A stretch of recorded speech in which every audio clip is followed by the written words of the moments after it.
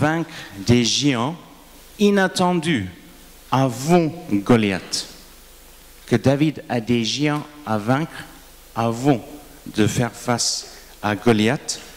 Et dans notre esprit, quand on parle de David et Goliath, on a cette image très vive dans notre esprit. David en face de Goliath avec son fronde et il lance le caillou qui lui frappe entre les yeux, bam, il tombe. David qui tue Goliath. Cet jeune berger sans armure, sans formation militaire, contre un soldat professionnel, armé, équipé, formé, un soldat professionnel. Cette victoire incroyable. Et on a dans notre esprit cet moment. Mais je voudrais vous proposer ce matin que David a été obligé de vaincre 2 autres géants avant de pouvoir affronter Goliath. Et s'il n'avait pas vaincu ou gagné la victoire sur ces 2 géants précédents, ce n'aurait pas été quand il était face à Goliath. Et les géants que je voudrais en parler ce matin, c'est les géants de vaincre le découragement et l'offense. Le découragement et l'offense. Le géant de découragement et l'offense. Et le deuxième géant, c'est de rentrer, la pression de rentrer dans un moule pour plaire aux hommes. La pression de rentrer dans un moule pour plaire aux hommes. Et s'il y a du temps, je voudrais aborder le sujet des géants intérieurs, des géants qui sont à l'intérieur de nous-mêmes. Il y a à peu près 1 an et demi, Olaf René est venu prêcher ici. C'est le papa de Karen, donc par définition le beau-père de Maxime, qu'il a prêché sur la foi. Le titre de son message était « Oser la foi ». Et il y avait quelque chose qu'il avait parlé dans son message qui m'avait interpellé, à laquelle je n'avais jamais pensé. Et Olaf a dit, des fois les géants les plus difficiles à vaincre sont nos géants intérieurs. J'avais toujours pensé à un géant extérieur, une espèce de Goliath qui veut nous faire du mal, qui vient de l'extérieur. Mais des fois, on a des géants intérieurs qui nous font du mal, qui nous font du tort, qui des fois peuvent faire du tort aux autres. Et des fois, ils sont les plus difficiles à vaincre. C'était un bon leçon, je l'ai retenu et j'en parlerai s'il y a du temps. Mais d'abord, sur cette première géant, est-ce que... attends, il faut que je m'habitue. Allez. Le premier géant, le découragement et l'offense causée d'un frère. Le découragement et l'offense causée d'un frère. Juste quelques remarques d'introduction. Nous savons que nous sommes créés par Dieu, pour Dieu. Romains chapitre 11, verset 36. Car de lui et par lui et pour lui sont toutes choses. À lui soit la gloire éternellement. Nous sommes créés dans l'image de Dieu pour lui ressembler. Et Dieu a également préparé en avance des œuvres pour nous à accomplir. En Éphésiens chapitre 2, verset 10, créés en Jésus-Christ pour de bonnes œuvres que Dieu a préparées d'avance, afin que nous les pratiquons. On est appelé à ressembler à Dieu. Ce n'est pas Dieu qui va nous ressembler. On est créé pour Dieu. Dieu n'existe pas pour nous, nous existons pour lui. C'est à nous à ouvrir nos cœurs, à permettre que le Saint-Esprit ait un accès complet dans notre vie, la souveraineté, l'autorité de Dieu qui rentre dans nos vies et qu'on permet que le Saint-Esprit œuvre dans notre vie, comme Paul dit, qu'on soit transformé de gloire en gloire. Et on prend ce chemin de sanctification et pour qu'on ressemble de plus en plus à Jésus. Pas évident, pas facile. Le salut, il n'y a rien à faire. Le pardon de nos péchés, la justification, c'est gratuit. Ça, c'est la grâce de Dieu. Eric nous a parlé de la grâce de Dieu dimanche dernier. C'est la grâce de Dieu. Et ça, on l'obtient par le moyen de la foi. Mais ensuite, on s'associe notre volonté avec la volonté de Dieu et pour prendre ce chemin de sanctification et d'accomplir la volonté de Dieu dans notre vie. Et on ouvre nos cœurs au Saint-Esprit qui l'ouvre en nous pour nous transformer.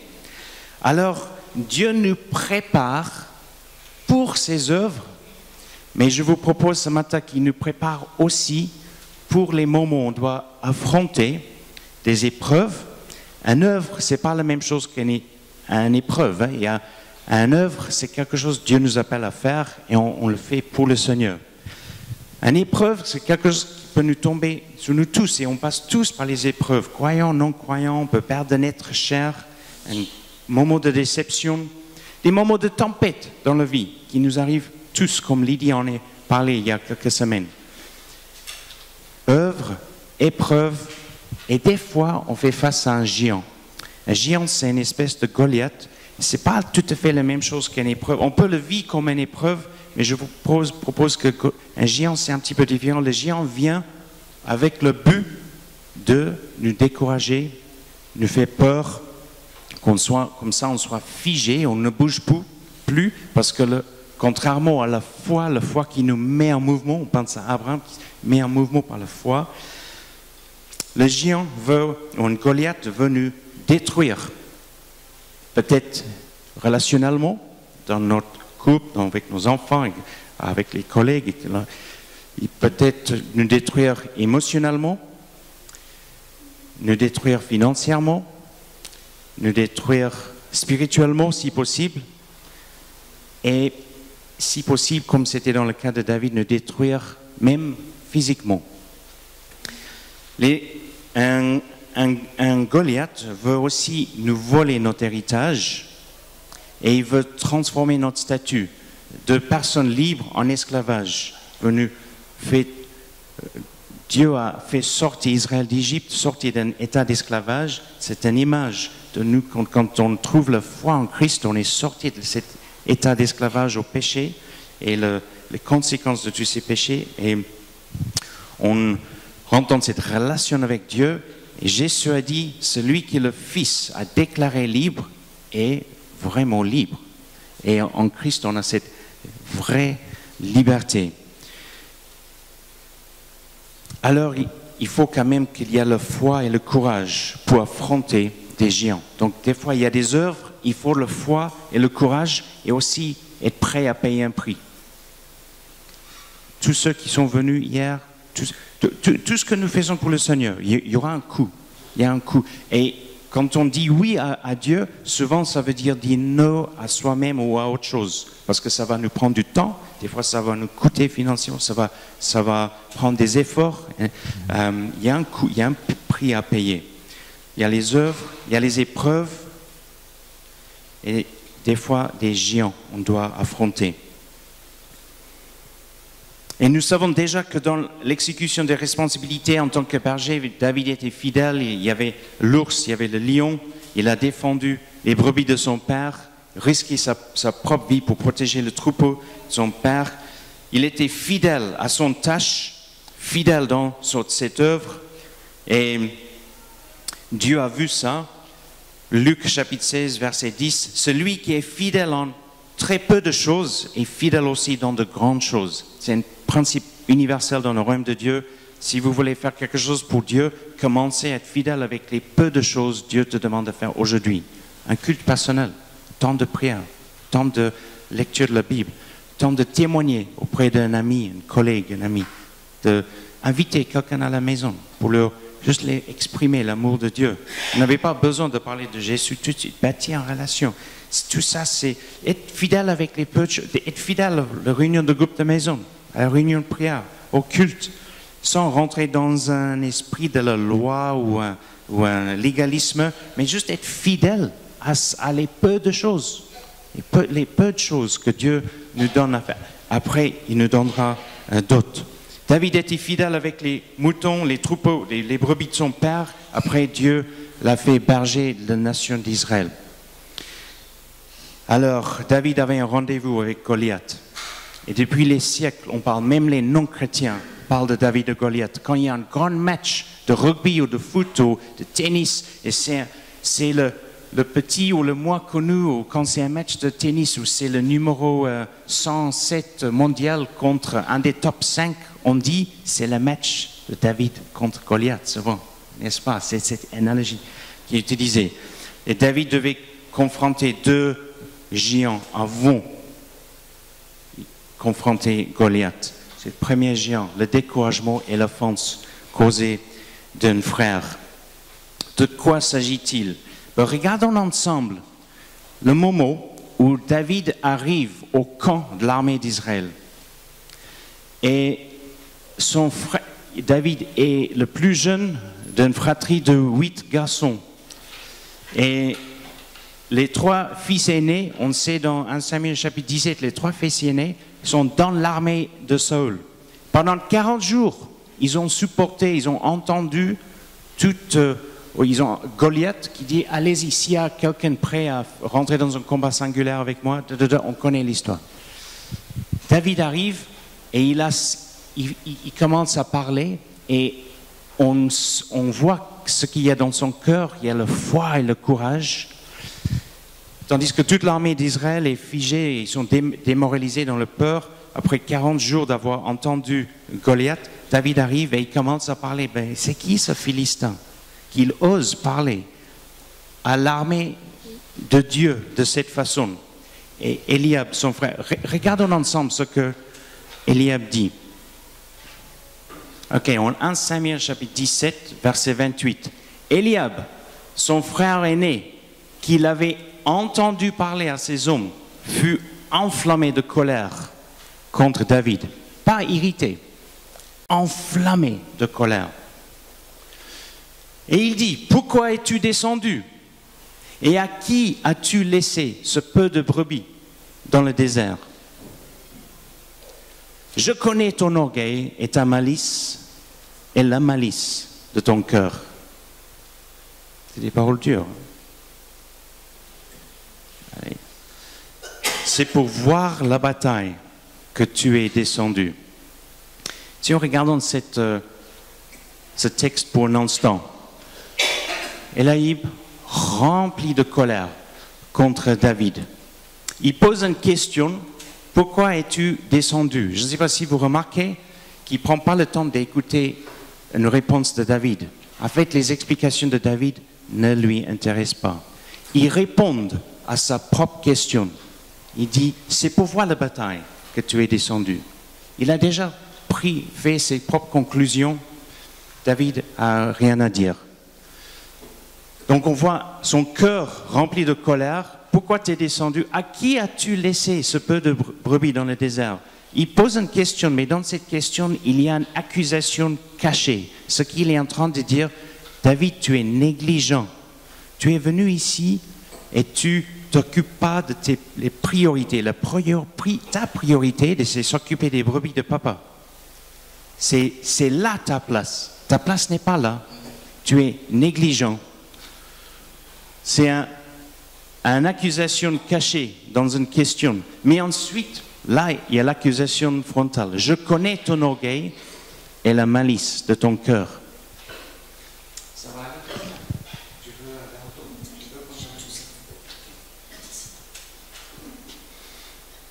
On a cette accusé, je connais ton orgueil. Et en fait, Eliab, il passe à côté complètement, parce qu'il ne sait pas ce qu'il y a dans le cœur de David. Ce qu'il y a dans le cœur de David, c'est un cœur de foi et de courage. Alors, qu'est-ce qui se passe dans le cœur du frère pour qu'il réagisse de telle façon? Pourquoi cette colère enflammée? Est-ce possible que le frère est toujours amer de ce qui s'est passé dans le chapitre précédent? Vous vous rappelez dans le chapitre précédent, 1 Samuel chapitre 16, c'est le moment où Dieu dit à Samuel, va chez Isaïe et je vais te montrer le fils que tu dois oindre comme le prochain roi pour remplacer Saül. Isaïe appelle ses 7 fils. Le 8e, David, je ne pense même pas à le chercher, il est dans les champs avec les brebis. Et Samuel, on lit en verset 5, la deuxième partie de verset 5, Samuel demande à Isaïe et ses fils de se purifier en les invitant à prendre part au repas du sacrifice. À leur arrivée, il remarqua Eliab, le fils aîné. il remarque à Eliab et il se dit, certainement, c'est lui qui se tient maintenant devant l'Éternel, qu'il a choisi pour lui donner l'onction. Mais l'Éternel lui dit, ne te laisse pas impressionner par son apparence physique et sa taille imposante, car ce n'est pas lui que j'ai choisi. Je ne juge pas de la même manière que les hommes. L'homme ne voit que ce qui frappe les yeux, mais l'Éternel regarde au cœur. Après, Eliab, qui voyait Samuel qui passait par lui, ou de lui, je ne sais pas comment on dit, mais c'est pas toi, Eliab, deuxième fils, troisième fils. C'est pas vrai. On doit aller chercher le petit qui s'occupe des moutons. C'est moi l'aîné. Qu'est-ce qui se passe? Après, David vient, Samuel fait l'onction d'huile, probablement en imposition des mains. Je ne sais pas comment il a fait. Il prie sur David et David retourne à ses brebis. Est-ce possible que depuis ces moments-là, il y a, à cause des géants intérieurs en Eliab, les insécurités, une jalousie est née. Ça vous fait penser à deux autres frères? L'approbation de Dieu qui est descendue sur le sacrifice d'Abel et le frère Cain qui est en colère et n'arrive pas à se remettre en question devant Dieu et permettre que Dieu fasse une œuvre dans son vie. Il y a une jalousie qui s'installe. Cette jalousie n'est pas réglée. Il n'y a pas une parole, il n'y a pas une repentance. Ça devient une colère. Genèse chapitre 4 parle de la colère de Cain contre son frère. Dieu avertit Cain qu'il doit le maîtriser. Si tu ne le maîtrises pas, le péché frappe à ta porte. Cain invite Abel de lui suivre dans un champ où il tue son frère. Incroyable, dans le même deux frères. Eliab, est-ce qu'il est toujours amer de ce moment? En tout cas, on a ces paroles qui montrent qu'il n'est pas du tout content de voir son frère. Et je voudrais vous proposer qu'à un moment que l'offense est rentrée dans le cœur d'Eliab, il avait un choix à faire, soit le choix de le chemin de la maturité spirituelle ou de camper sur son offense. Et là, je parle bien sûr d'Eliab et plus de David. Eliab, s'il avait pris le chemin de la maturité spirituelle, il aurait dû dire « Oui, Seigneur, je vais être honnête avec toi, ça me fait mal que l'onction tombe sur le petit frère et pas sur moi. Mais je te fais confiance. Je fais confiance parce que tu vois les choses que je ne vois pas. Tes pensées sont au-dessous de mes pensées. Tes voix au-dessus de mes pensées. Alors, je fais le choix de te faire confiance et je fais le choix d'accepter ta souveraineté et ton autorité, même si je n'arrive pas tout à fait à comprendre. Et même si je sens de côté ou oublié, aide-moi à gérer toutes ces émotions, ces sentiments. Et je te fais confiance. Et alors, ce que je vais te demander, Père, Dieu, aide-moi à être un bon grand frère à ce petit-là. Peut-être il y a encore des choses, je peux lui montrer, lui expliquer, lui apprendre pour l'aider à lui préparer pour ce que tu as prévu pour lui. Si tu as choisi, pas Samuel, pas moi, si tu as choisi de mettre ton onction sur lui, c'est pour une raison. Si je peux jouer un rôle pour l'aider, pour l'encourager, pour l'aider à grandir comme un arbre bien droit et fort et rempli de fruits, alors je voudrais jouer ce rôle. En Afrique du Sud, j'étais dans une église où je me souviens où il y avait un jeune homme qui était nommé ancien avant moi et j'étais marié avec plus longtemps que lui. On avait un enfant, Clara était tout petit et j'ai senti un sentiment d'avoir été, on passe par-dessous, on est passé par-dessous. Je dis, qu'est-ce qui va pas chez moi? Qu'est-ce qui se passe? Et à ce moment-là, j'ai senti l'offense monter en moi et je savais que j'avais un choix à faire. Soit cette offense va prendre le dessous, et en réalité, qu'est-ce qui se passe? C'est notre orgueil. On est touché dans notre orgueil. N'est-ce pas? Et je dis, Seigneur, j'ai un choix à faire et je fais le choix maintenant à aimer ce frère et le bénir et l'encourager. Et s'il prêche un bon message, je vais lui dire avec intégrité, pas de flatterie, parce que la flatterie vient d'une mauvaise motivation, mais des paroles d'encouragement sont bibliques. Je vais lui apporter des paroles d'encouragement.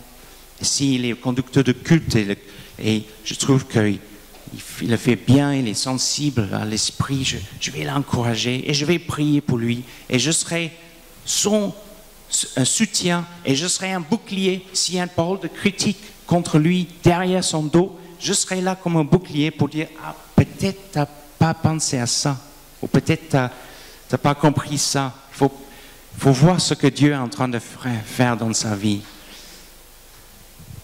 Le timing de Dieu n'est pas notre timing. Les voies de Dieu ne sont pas nos voies. Imaginons si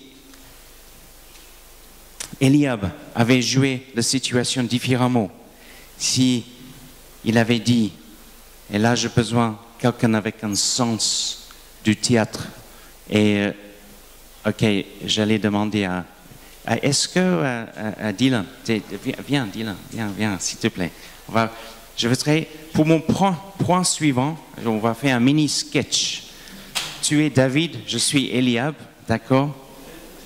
Il faut faire un peu d'improvisation. Ok. Donc, ça fait 40 jours que moi avec l'armée, Eliab avec l'armée, on entend Goliath et on voit l'armée des Philistins en face. Ok, David, le jeune frère, arrive. Je dis, et imaginons que j'avais réglé cette souci d'orgueil dans mon cœur et j'ai déjà pris la décision de prendre le chemin de la maturité spirituelle, d'accord? Donc il n'y a pas d'amertume dans mon cœur. Il n'y a pas d'amertume. Donc David arrive. David, qu'est-ce que tu fais là, mon frère? Waouh, ça fait du bien, pour changer il nous gonfle, Goliath, tous les jours, matin et soir, il nous raconte ses bêtises. Ah, ça fait du bien, ça change. Mais les brebis, qui s'occupe des brebis? Très bien, parce que dans le verset 20, David a délégué cette responsabilité à quelqu'un. C'est très bien. Oui, non. Donc, tu as délégué les responsabilités des moutons à quelqu'un. Tu sais, je vois pourquoi Samuel a mis une onction sur toi. Tu as le sens de la responsabilité. Tu n'as pas abandonné les brebis de papa. C'est bien, mon frère. Ah, je suis fier de toi. Alors, comment va papa? Je te donne un peu comme ça, ouais. Oui. On laisse. Bah, il va bien. Et il t'a donné quelque chose pour nous apporter? La nourriture. Oh, génial! Ça fait 40 jours, on mange des rations du roi et c'est la même chose tous les jours. La nourriture, la maison, merci, je vais appeler les autres frères. Absolument. Alors, j'ai cru t'entendre dire quelque chose que tu penses que tu peux vaincre ce Goliath? Oh, voyons. Je vois que tu as ton front. Tu as ton front. Non. Tu sais, c'est un soldat formé, armé, tu sens que tu as la foi de... Oui, pourquoi pas? Pourquoi il y a un peu? Tu sais, c'est vrai qu'il y a une onction de Dieu sur toi qui est particulière, qui n'est pas sur nous, Et si, David, ça sera mon honneur de te conduire dans la présence du roi. Je vais t'amener au roi seul et tu lui partages ce que tu as dans ton cœur. Après, la décision ne m'appartient plus, c'est dans le roi du seul, mais que l'Éternel soit avec toi et qu'il guide la décision du roi. Tu veux bien? Allez. Ok. Est-ce qu'on peut applaudir?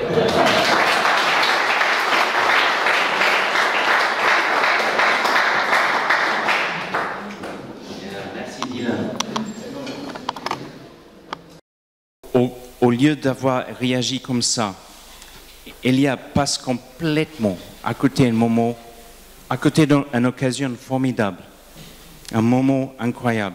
Il est aveuglé aux réalités spirituelles, ce qui se passe dans ce il voit les choses naturelles, il voit Goliath, il voit les choses naturelles, mais pour le reste, il est aveuglé par son propre orgueil. En tout cas, ce qui est sûr, c'est qu'il est aveuglé par son colère qui vient, pour ma conviction, cette colère vient d'un orgueil. Et peut-être d'autres choses, ses propres insécurités, je ne sais pas. Et il ne voit pas les enjeux spirituels. Tout pour lui est une offense. Et regarde, quelle est la réaction de David suite à ça? Ce que dit David?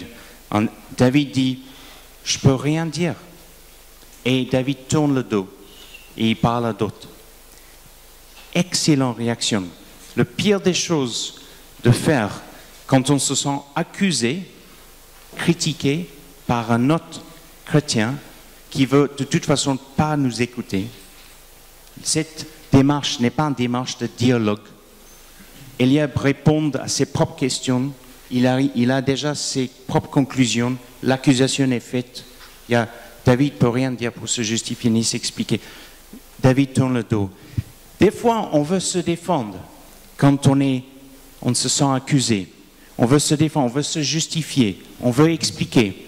Mais en fait, ce n'est pas la peine quand c'est comme ça. Pourquoi? Parce que Eliab n'avait pas besoin qu'on change son avis. Il avait besoin d'un changement de cœur. Et quand il s'agit d'un changement de cœur, ça, c'est le travail du Saint-Esprit, à condition que la personne concernée, donc vous et moi, parce qu'on est tous concernés quelque part, on s'associe avec la volonté de Dieu, on s'associe avec le travail du Saint-Esprit dans nos cœurs, dans nos vies. On dit, viens Seigneur, viens faire le ménage. S'il y a des choses en moi qui ne te plaisent, les attitudes, les dispositions de cœur cachées en moi, viens les enlever, s'il te plaît, pour que je peux avoir une démarche qui était différente. Je peux être une source d'encouragement pour quelqu'un et pas une source de découragement pour quelqu'un. En tout cas, David a dû faire face à cette première géant, cette premier moment, parce que ça aurait pu être un moment de découragement. Imaginons si David avait mal réagi, comme beaucoup de personnes réagissent des fois. Bon, si c'est comme ça, je prends mes clics et mes claques, comme dit-on, je prends mes clics et mes claques et je quitte le camp et je retourne à la maison, je vais s'occuper des brebis, je vais jouer mon harpe et basta. Et voilà, débrouillez-vous avec les Philistins, Goliath, tout ça. Et finalement, il y a une amertume qui s'installe dans le cœur de l'autre personne. Maintenant, vous voyez l'autre chrétien, comment c'est amer, et des fois, une sous-réaction cache aussi une racine d'orgueil. Pourquoi on est tellement offensé? Il ne faut pas être tellement offensé. Il y a une accusation. Bon, si je ne peux rien dire, je tourne le dos et je continue. Qu'est-ce que tu veux que je fasse, Seigneur? Je vais être fidèle à toi. Je vais faire ce que tu me demandes de faire, ce que tu mets dans mon cœur. David a dû faire face à cette première géant. Et le paradoxe de ce géant, qui n'est pas sorti des lignes des ennemis. Il est sorti de son propre camp, le camp d'Israël, l'armée d'Israël et de sa propre famille, son frère. Et pour moi, c'est une image, des fois, de le mal que ceux qui confessent Jésus en tant que Seigneur peuvent faire à d'autres frères et sœurs dans l'Église. Et les amis, dans l'Église de Christ, je parle international, l'Église de Christ, il y a beaucoup trop de personnes qui confessent Jésus en tant que Seigneur et prennent le rôle d'Élaïb, qui veut casser, qui veut accuser, qui veut décourager, et pourquoi? Parce qu'ils n'ont pas réglé les propres géants dans leur cœur. Ils n'ont pas réglé les choses dans leur propre cœur qui sont à régler. Alors, c'est plus facile d'accuser quelqu'un d'autre et attaquer quelqu'un d'autre. Et donc, je vous propose qu'on va tous, à un moment donné ou un autre,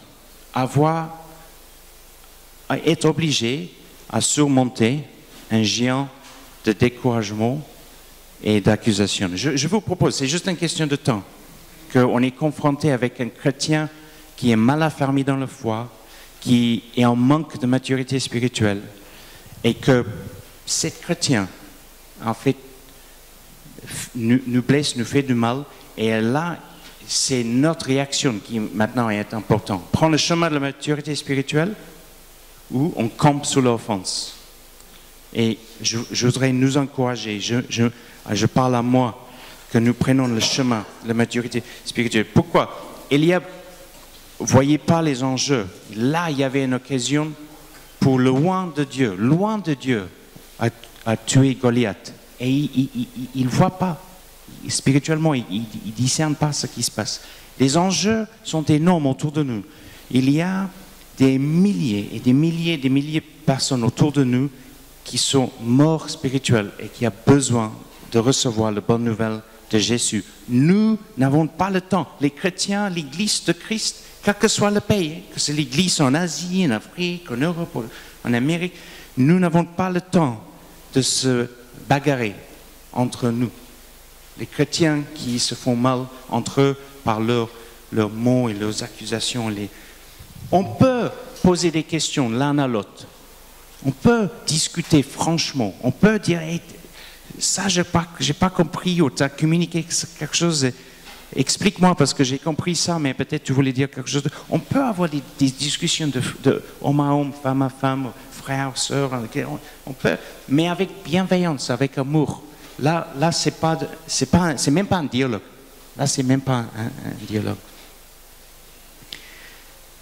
Le deuxième géant, et maintenant je me sens chaud. J'ai juste envie de continuer à prêcher, et je vois mon chronomètre que si je commence le deuxième point, on va être là longtemps. Et là, je suis déçu parce que je sens que le Seigneur a des choses à nous communiquer à travers ce message. Alors, je vais direct à ma conclusion.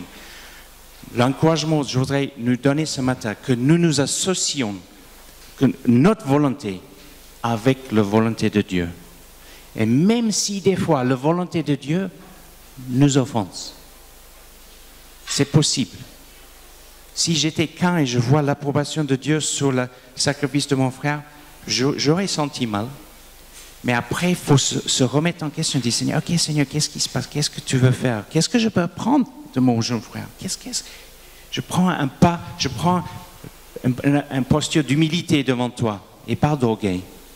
S'il te plaît, Seigneur, qu'on s'associe avec la volonté de Dieu et on permet que le Saint-Esprit vienne comme une lumière dans nos cœurs. Des fois, il y a des comportements dans nos cœurs où il n'y a pas de lumière et on veut que le Saint-Esprit vienne et comme une torche ou une lampe électrique, le Saint-Esprit allume son lumière et dit, ah là, il y a un petit truc. Tim, il faut que tu le jettes. Tu n'as pas besoin de cette attitude-là ou cette façon de penser ou cette... c'est pas glorieux pour moi. Qu'on permet que le Saint-Esprit vienne dans nos vies et mette son doigt sur les choses qu'il voudrait changer dans nos vies. Des modifications qu'il veut apporter dans notre vie. On dit, ok, Saint-Esprit, viens. J'accepte ta souveraineté. J'accepte ta volonté dans ma vie. C'est à moi à te ressembler. C'est pas à toi à me ressembler. Alors j'accepte ton autorité dans ma vie. Amen. Est-ce que je peux vous inviter à vous lever, équipe de louanges?